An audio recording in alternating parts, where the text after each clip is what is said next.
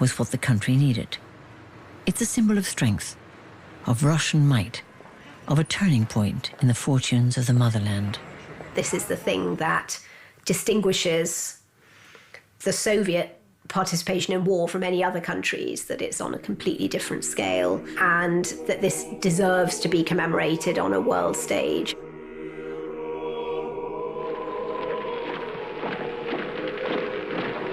And so just when Russia could have looked at its weakest, they were suddenly at their strongest. Stalin was transformed, and there was a new empire to build. Stalin was not by nature a humanitarian nor an altruist, and he had fought the Second World War to preserve his country, and he was likely also going to use this as an opportunity to extend his power as much as possible. Soviet armies had penetrated deep into Europe, all the way through to Berlin and so forth. And basically what happened was that where Soviet troops had reached, on the whole, there are some exceptions, but on the whole, they would not withdraw. With the agreements made at the Yalta Conference in 1945, Stalin was able to expand the Soviet empire. New satellite states emerged in Poland, Bulgaria, Hungary, Czechoslovakia, Romania, Albania, and East Germany. This became known as the Eastern Bloc. Stalin had succeeded in turning the fledgling communist state into a giant force to be reckoned with, and it made the West very uneasy. The most notorious chapter in Russian history was about to begin.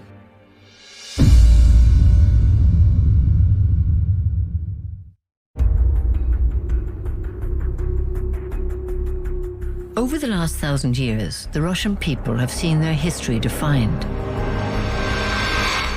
in part by their tumultuous relationship with the West. It's fitting that their national symbol is that of the double-headed eagle, one facing east and one west. It's been said that if in Asia you feel European and in Europe you feel Asian, that means you are Russian. This double identity stands Russians out in the world. The great power identity is something that's been very important during Russian Empire, during the Soviet period, and in the contemporary time. That claim just isn't plausible. Russia is nothing like the Soviet Union was. Russia isn't equal. It's not economically equal. It hasn't got Silicon Valley. It's decaying. And yet, this is the kind of imperial fantasy that Russia and the US are co-superpowers in conflict with one another. That getting along with Russia is a good thing, not a bad thing. And yet, for the Russian people, this conflict feels very real.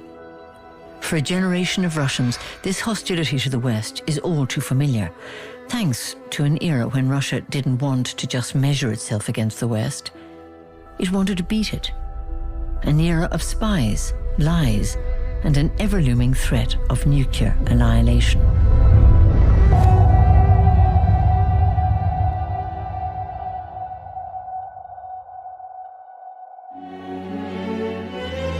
In 1946, the now former British Prime Minister Winston Churchill made a speech which is considered one of the opening volleys of the Cold War. From Stettin in the Baltic to Trieste in the Adriatic, an iron curtain has descended across the continent. Behind that line lie all the capitals of the ancient states of Central and Eastern Europe. All these cities and the populations around them lie in what I must call the Soviet sphere. After 4 years of pretending that this was benign Uncle Joe Stalin who was on their side, suddenly they had to explain the true nature of the Soviet regime once it was becoming clear in its domination of Eastern Europe. What had been presented as a friend was now undeniably an enemy and the greatest threat. And with this threat came the looming fear of a new global conflict. who knew where Stalin and his Soviets would stop? The leaders of Russia tell us their only concern is the defense of their own nation. Is this so? Or are they ambitious for world conquest? Stalin was now at the peak of his power, or at least Stalin's Soviet Union was at the peak of its power, and it was looking to expand. The moment of no return had passed. There was a new global order. It was East versus West, communism versus capitalism, with each side determined to outplay the other. They secretly funded communist parties in Europe, in France, in Spain, even in the US. They supported leftist leaders in Africa and Latin America. The Cold War wasn't really cold for much of its history. This was a real fight. There were small, nasty wars around the world as each side vied for influence. Some of the biggest ones, of course, were Korea, were Vietnam. But just as distrust and hostility with the West hit an all-time high, Russia was about to lose the man who had driven it all. By the end of his life, Stalin was, ironically, on the one hand, absolutely untouchable politically, and on the other, more paranoid than at any point in his existence.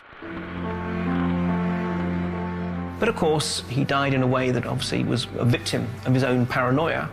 That, when he had a brain aneurysm, because his guards were told that no one could disturb him, he lay dying and wasn't able to actually get medical assistance until it was far too late. This person who had been presented for so many years as superhuman, immortal, the person on whom absolutely all Soviet life rested, had suddenly gone, was an enormous shock. What could possibly come after Stalin? The man of steel was gone. But Russia was about to enter an even more deadly chapter. In just under 10 years after his death, the USSR and the West would reach the brink of an all-out nuclear war. The Cold War was about to get even colder.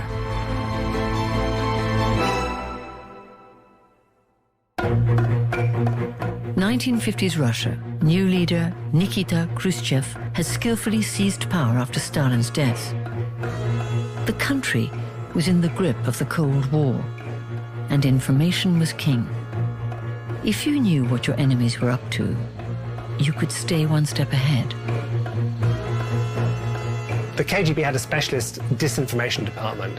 They did all sorts of dirty tricks. They would plant fake stories, they would forge letters. Almost every major world event has been manipulated, affected, or changed by intelligence. The Soviets operated under the old Chinese concept. To win a war without a battle, that's the acme of any foreign operation. And key to that operation was a newly developed secret service. Out went the military thugs enforcing power, and in came a new and far more sophisticated KGB.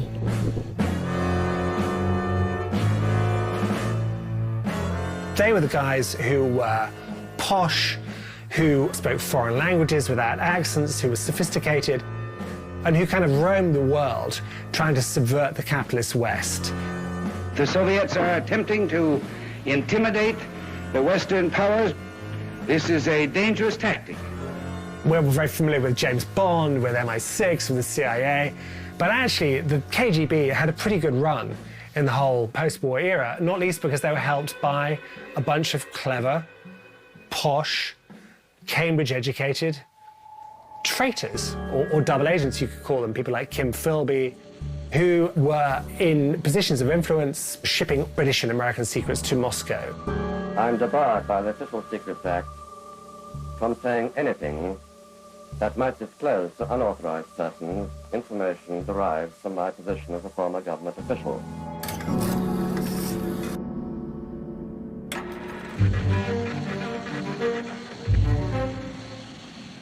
And there was one area of intelligence gathering and espionage that was of special interest to Russia.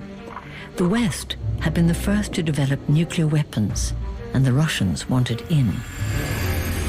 I thought that perhaps some of what I had access to might be useful in helping Russia to keep abreast of Britain, America, and Germany.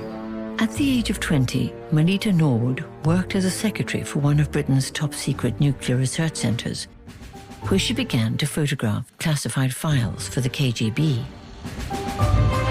Perhaps the most important female agent in the KGB's long history, she had never been confronted with the evidence of her career as a spy until the BBC secretly filmed her. The West wanted Russia defeated. I didn't want them defeated. Melita seemingly lived an unremarkable life in Bexley Heath, but would go down in history as the longest-serving Soviet spy in Britain, and helped to take Russia one step closer to what it longed to be, a nuclear superpower. The Soviet government's announcement that it has decided to resume nuclear tests comes as a profound shock. Once again, the iron fist of the Soviet Union has crushed the hopes of peace-loving people. The Soviets, under the leadership of Khrushchev, had been testing and developing atomic bombs, and in 1961, in the Russian Arctic, they tested the largest nuclear weapon ever to be detonated, the Tsar Bomba. It produced the most powerful human-made explosion ever recorded. It was designed to make the world sit up and notice, and they did. As he said he would, Mr. Khrushchev has exploded his giant bomb in cynical disregard of the United Nations. They have advanced no solid justification for exploding this monstrous and unnecessary weapon.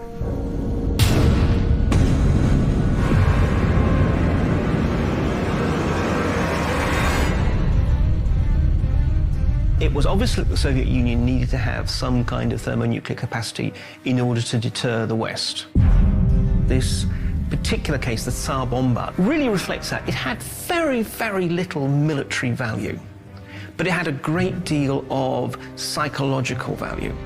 For the first time in its centuries of squaring up to the West, Russia finally wielded as devastating a power as its enemies, and it looked utterly capable of deploying it. There are two kinds of attack, with warning and without any warning. We think that most of the time we will be warned before the bomb explodes, so there will be time for us to get into our homes, schools, or some other safe place. So what was to happen next would be a defining moment in the story of modern Russia. In 1962, the stakes were raised to a war footing when Russia attempted to place its shiny new nuclear missiles within a stone's throw of the United States, in Fidel Castro's Cuba. A victorious revolutionary enters Havana in triumph. He promises his people freedom. Instead, he gives them bondage as Russia's first satellite in the Caribbean. In one giant step, Russia is giving Cuba an offensive nuclear capability that can strike at the heart of the United States.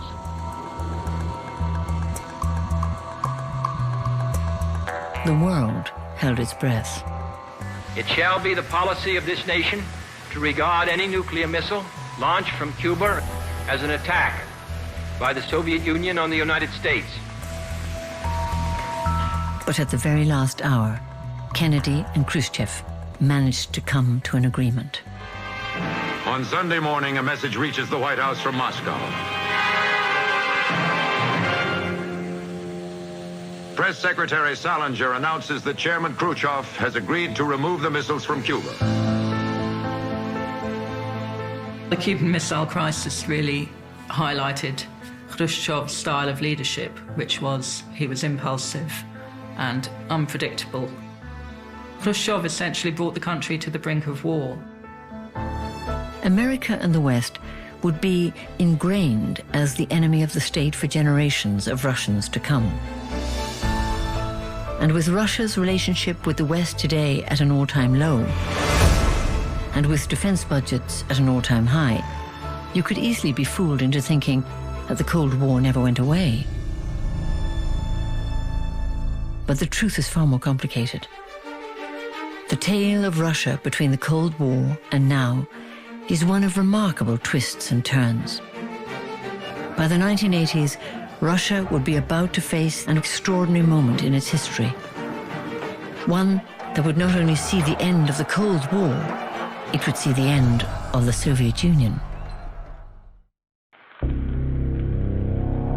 The story of the Russian people over the last millennium is often one of extraordinary hardship and sacrifice on behalf of a country forever racing to catch up with the world around it.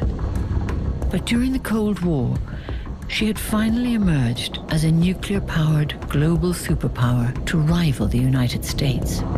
The Russian-dominated Soviet Union encompassed 15 republics with control over 293 million people. And yet, in just a matter of decades, the world's most powerful collection of states would dramatically implode. So what happened? For many people, the end of the USSR began on the 26th of April, 1986, in a town called Pripyat.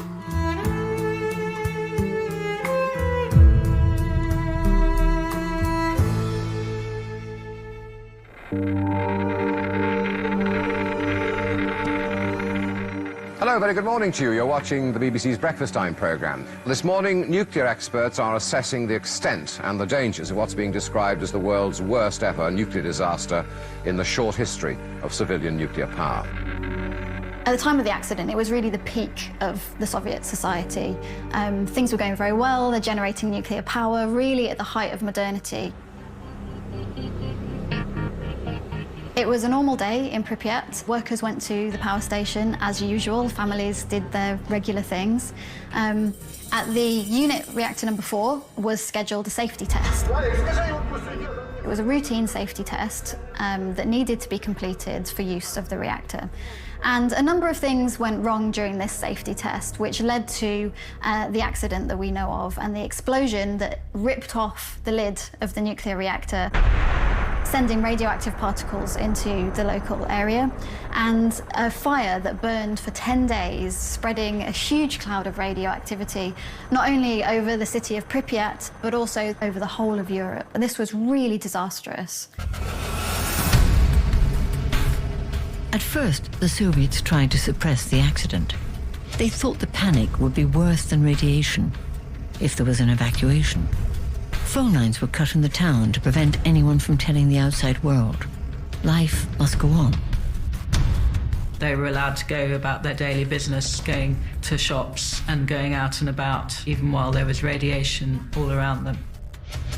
And it wasn't just the local residents exposed to lethal doses of radioactivity. Hundreds, then thousands, and then finally hundreds of thousands of workers were sent to the disaster zone. This was really a disaster that nobody had ever seen before and never really imagined at this scale. So they had to develop new types of technologies and approaches to put out the fire, including using a helicopter to dump sand and boron onto the nuclear reactor fire. Teams, dubbed liquidators, raced to contain the exposed core, with soldiers taking turns to run onto the roof of the reactor to shovel off radioactive matter. The radiation was so high they could only stay up there for 90 seconds, but even in that time, they received a lifetime dose of radiation. Meanwhile, one helicopter fatally clipped a crane, killing all 4 men on board. Eventually, after 10 days of burning, it went out. The radioactive lava that was seeping down through the building had to be dealt with. They didn't want it to reach the ground below the reactor and hit any groundwater where it may have created another explosion. Miners were enlisted and tunneled 90 feet under the melted core to build a protective wall. The real concern was that it would hit the water table and that drinking water in the local area would be contaminated. So the release of this radioactivity was really bad news for people specifically near the reactor, but also those people who came into contact with the particles that were released into the atmosphere. Finally, As international pressure mounted, 44,500 residents were evacuated from Pripyat.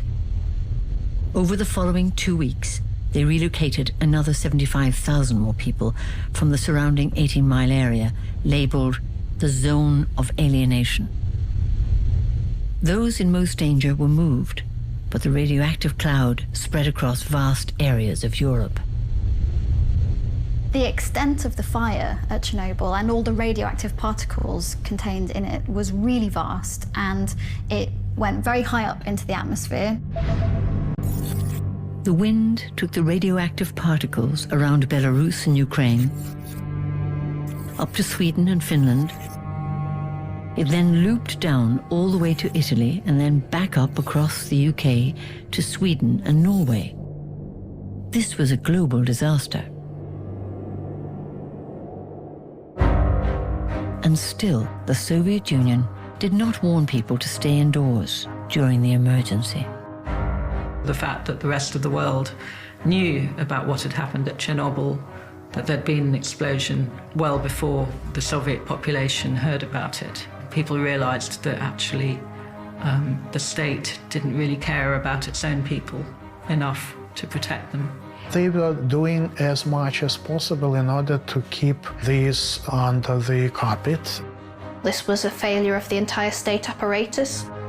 They were trying to do their best in order to hide everything. Soviet officials announced to the world they had put out the fire on the 6th of May, but radioactive gases poured from the explosion site for another week, peaking on the 11th of May. The Reagan team confirmed world concern of what they claim is the Kremlin's continuing refusal to come clean on the accident. We don't think that they have provided as full and prompt information as they should have.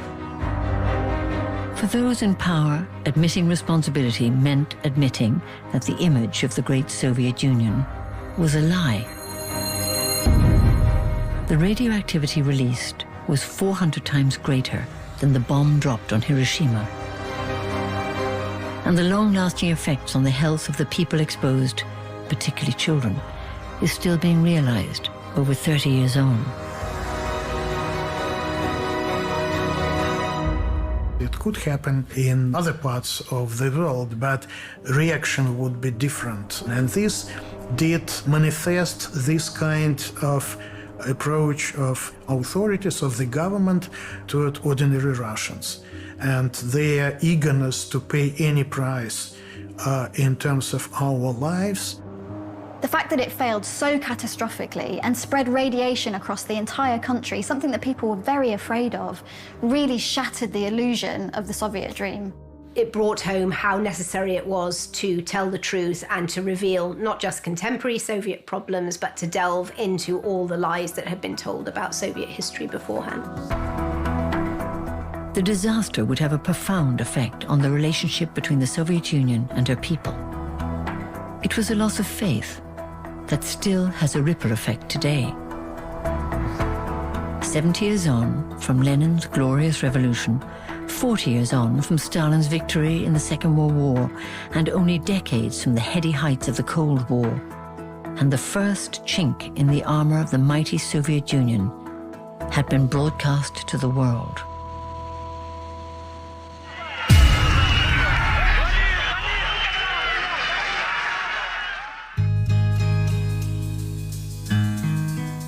For almost 1,000 years, from Ivan the Terrible all the way through to Vladimir Putin, Russia has had a complicated relationship with the concept of freedom.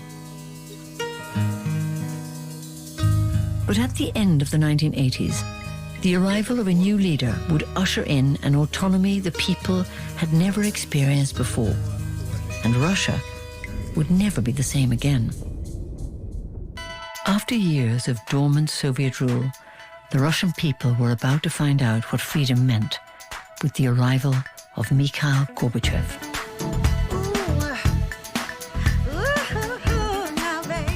Gorbachev was not very well known at the time, but he understood about the need for innovation. He He manages to win the leadership contest in 1985 and then very quickly starts to instigate one of the most radical reform programs that the Soviet Union has ever seen. After almost 40 years of conflict, Gorbachev signed a nuclear arms treaty with the US that ended the Cold War. He's exceedingly successful in international terms in basically ending this very, very confrontational era. But domestically, he's only beginning to realize just how massive a challenge trying to reform what really proves to be a pretty unreformable system is going to be. Gorbachev's roadmap for change was packaged around two buzzwords: glasnost, which meant openness, and perestroika, which meant a restructuring. It appeared as if ordinary Russians had finally been given the right to use their own voice. What we're seeing is throughout the Soviet Union, different nationality groups speak out in a way we haven't really seen since the time of the revolution itself. It was the most beautiful time. This was real freedom and opportunity for Russia to be changed. It was like life might be different. The problem was that as soon as Gorbachev loosened restrictions on what could be said publicly in Russia, there was a great deal that could be said, and not much of it was good. And so, his newly empowered citizens made their feelings known. He leans into it. He thinks, well, okay, we do need to have more dramatic change. Then what we get is demokratizacja, democratization. In 1989, Gorbachev introduced free elections. It was a momentous departure from the old communist system. Ultimately, it is the people who will decide the fate of Gorbachev's revolution. How much faith do you have in Gorbachev? He's on the right track. We just have to make sure everyone listens to him. Gorbachev had opened the floodgates. Across the Soviet Union, a dramatic wave of revolution spread. Then, on the 9th of November 1989, the Berlin Wall came crashing down.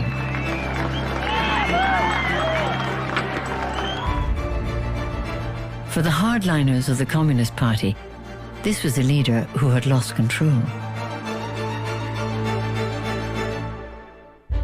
Gorbachev's challenge had always been how to deal with the hardliners that he knew still controlled the so-called power agencies, the military, the police, the KGB.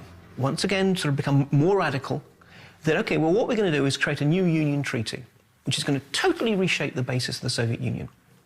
And this would also mean, frankly, the end of the Unified Communist Party, the end of the KGB. This was too much from the point of view of the hardliners. They felt that if they allowed this union treaty to be signed, there was no going back. And that's why we had, in August 1991, their coup. A reactionary group, led by the KGB, locked Gorbachev in his Crimean estate, and on the 19th of August 1991, sent tanks into Moscow in a bid to seize power. They just thought, look, they would isolate Gorbachev in his palace, his dacha down in Crimea. They would have the tanks out on the streets and declare sort of a temporary emergency committee would be in charge. And they assumed that, frankly, as soon as they cracked the whip, the people of the Soviet Union would basically just settle down, which they didn't. The KGB wanted to hold together the old communist USSR regime, but the people fought back. They're beginning to claim Moscow as their own. Claiming it back from the communists, whose credibility has been destroyed, whose power has been crushed by these demonstrators. The crowds took on almost the feel of a carnival, that they would put flowers in tank barrels, climb up onto the tanks in the streets of Moscow. As soon as it became clear that the protesters could get away with protesting, that, yes, there were tanks, but frankly, protesters could clamber all over them and no one was going to shoot them, then all of a sudden everything shifted. It became this symbol of the time when they, the elites, the bosses, tried to control us, and for once we said no. It became a revolution.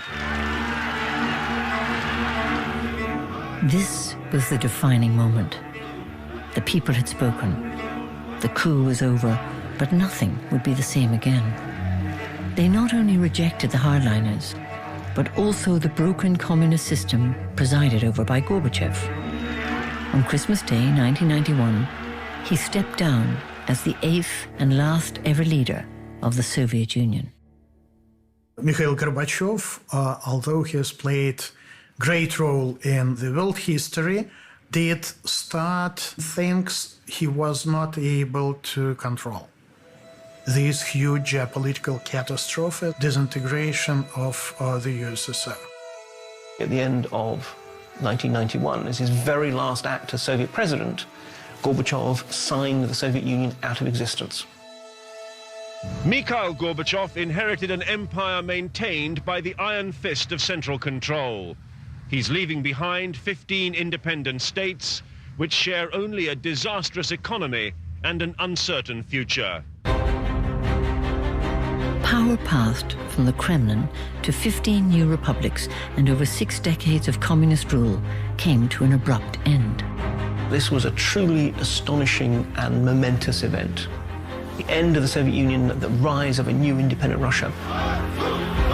The Russian public has decreed Gorbachev's dissolution of the Soviet Union as a disaster bordering on treason.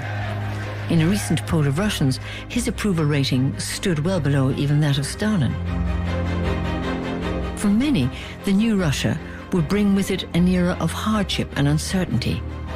But for a select few, the journey from communism to capitalism would see them become filthy rich and herald in the era of one Vladimir Putin, the unlikely leader. He was a kind of junior officer in communist East Germany in the 1980s. He was never, though, a star. He was a good B-. He was everybody's favorite second in command. So how did he go from a good number 2 to allegedly one of the richest and most powerful men on the planet?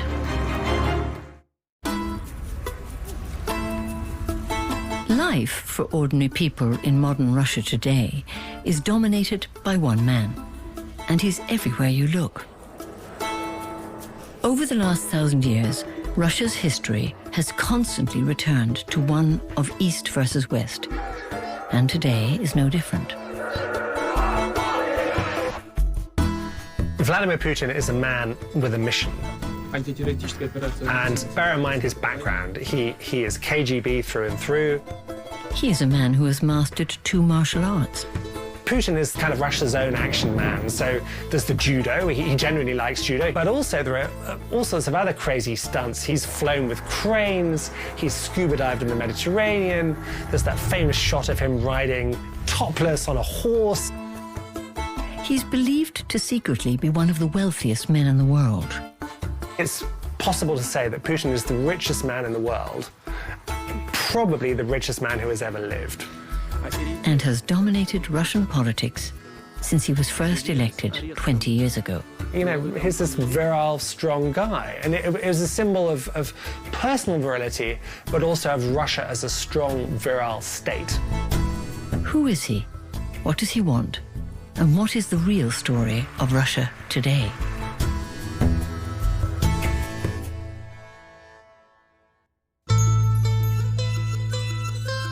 After the collapse of the Soviet Union in 1991, Boris Yeltsin had come to power as Russia's first president. But his attempts to bring in democracy and a capitalist market economy had resulted in huge economic hardship for the Russian people. Prices had jumped even more than the 3, 4 or 5 times they'd expected. This butter was selling for 8 times the price it could have been bought for yesterday. These are the sort of sums that make nonsense of the incomes of most Russians. The weakness of the ruble meant that your pension could mean almost nothing, where you had no idea what your job was going to be. The struggle for day-to-day survival was extraordinary. I simply can't survive on a pension, declared one man. It's daylight robbery, stealing from the honest, complained another. By the late 1990s, he had suffered a string of heart attacks. He withdrew from public life, and Russia was left spinning out of control. And lurking in the shadows was an obscure politician called Vladimir Putin. He comes to Moscow. He becomes director of the Federal Security Service, the FSB, which is sort of the closest thing there is to a successor to the KGB. And then he becomes, in due course, Deputy Prime Minister and Prime Minister. And by this point, he's clearly been picked. But that's it. He's picked because he's seen as efficient, young, unlike Boris Yeltsin, sober, but also, more to the point, reliable. He's a safe pair of hands, someone who you can trust. On December 31st, 1999, with the dawn of a new millennium, Putin came into power. Putin looked fit, looked healthy, sober, and competent. Putin has always based his claim to authority on being able to establish order, some kind of regularity, some kind of predictability. And he's very much made his name on being able to maintain order, both within Russia and in Russia's relations with the outside world. During the 2000s, Russia began to change dramatically. If you were lucky, if you had the right connections or the right muscle, you could become, a millionaire, a billionaire. The economy boomed, the rich became richer, and Putin's popularity soared. Russia is rife with oil, selling up to 11 million barrels a day. Russia has been more prosperous. The standard of living in Russia has been better than it has ever been. Today, it has more than 70 billionaires. There was a new, flashy breed of oligarch who had cashed in under Yeltsin. You had a whole series of auctions, and people were buying whole industries for pence on the pound. They control oil, they control gas, they control minerals, they control railways, natural resources, and they have grown stupendously rich. But the oligarchs were in for a shock with Putin. What he was worried about when he came into power in 2000 was that oligarchs had large amounts of money which he didn't really control. And so what he did in his first presidential term was rein in some of the oligarchs and essentially say, stay out of politics, obey the state, or I will take your fortune away. Now, some of them ran away. Some of them were jailed. Mikhail Khodorkovsky, once Russia's richest man, who spent 10 years in a Siberian jail. And others said, OK, that's fine. What is mine is yours. And if you look at the people who are now billionaires in today's Russia, they are some of the wealthiest people on the planet. They're not just billionaires, they're multi-billionaires. And it's Kremlin Inc. It's corporatist. And actually these days, it's all KGB. The big question is, does the power and money really sit with Putin or with the KGB? You can't be ex-KGB. You can't, because it's the system what kept you forever. And of course, Putin can't be ex. When Putin became prime minister, his first meeting was with very high-rank KGB and officers. And was a joke. He said operation was successful. We have in Russia exceedingly sophisticated and well-funded and frankly very powerful range of intelligence agencies, which are both suppressing people within the country, but also, as we all know, carry out all kinds of missions around the world. In 2006, Russia passed new laws permitting the special forces to carry out extrajudicial killings of extremists abroad. And there was one mission in particular that would define this next chilling chapter of Putin's reign. An assassination that would leave a grieving widow demanding answers. In Russia, it's very common to use different names. Normally, I called him Sasha, of course, and all friends knew him as Sasha, because it's more softer, it's more lovely. It's a very interesting connection between Putin and my husband, Sasha. Her husband was ex-KGB officer Alexander Litvinenko, who had fled Russia with his family after becoming an enemy of the Kremlin for speaking out against corruption. Maybe he's what they call betraying of a system, maybe because he was very close to some truth. On the 1st of November 2006, Litvinenko met two men at the Millennium Hotel in London, where he enjoyed a pot of green tea. Little did he know his tea had been deliberately contaminated with a deadly poison, polonium-210. The story is gruesome and yet darkly funny that the two assassins sent by Moscow were not very good killers. They left this billowing trail of radiation all across London. They go on to contaminate restaurants, bedrooms, a pole dancing club, even Arsenal's Emirates Stadium. Scotland Yard is convinced that Andrei Lugovoy, a former Russian security services officer, murdered Litvinenko. It was my right to call for inquest and try to find who behind it. We received this right for public inquiry. But I'm very disappointed. The killers of Alexander Litvinenko are both back in Russia. Andrei Lugovoy, who co-poisoned Litvinenko, is a Duma deputy. He's like an MP. He's very rich. He appears on state TV chat shows all the time. He protests his innocence. It's clear that they enjoy state protection. I'm not in a political case. I'm a woman who lost her husband, and I want to know what happened. Litvinenko's death and the Salisbury poisonings in 2018 demonstrated to the world Russia will use extrajudicial force overseas to protect its interests. But to what end? What does Putin want his new Russia to become? For his people, the message is he's making Russia great again. In his speeches, Putin was saying Russia is a great power. And the West are not treating Russia as if it's a great power, the way he understands it, which means they get away with the odd little war or invasion and that kind of thing. That's what a great power does. If one of these countries looks like it's getting out of hand, then something has to be done about it. The world has seen Russia deploy its military strength and might in the Ukraine, Crimea, and in Syria. But to understand Russia today is to understand a different kind of war. A war by stealth.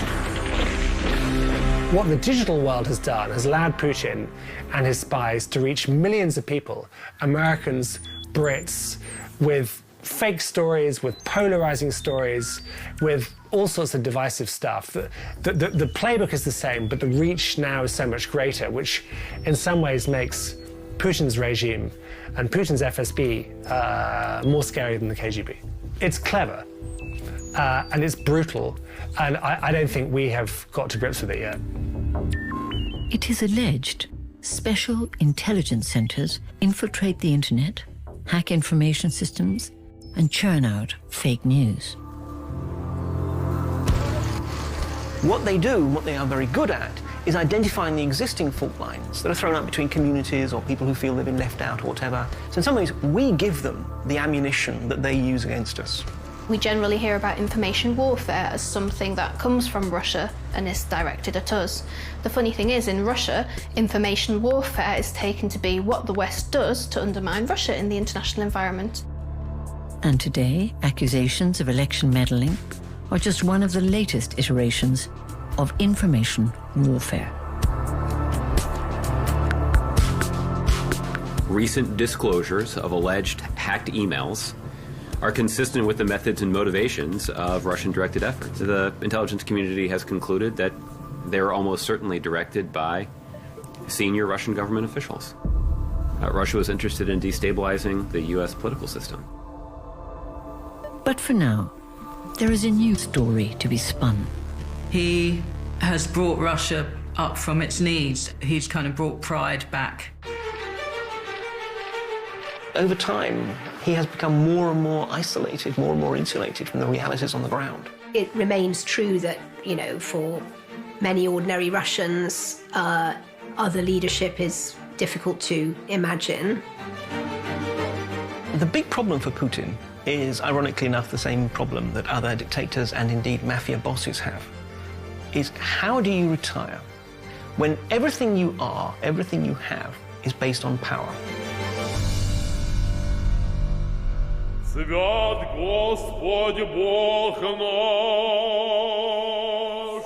And it looks neatly, as if the history of Russia over the last 1,000 years almost comes full circle. From its founding father, Prince Vladimir, to the father of Russia today, Vladimir Putin.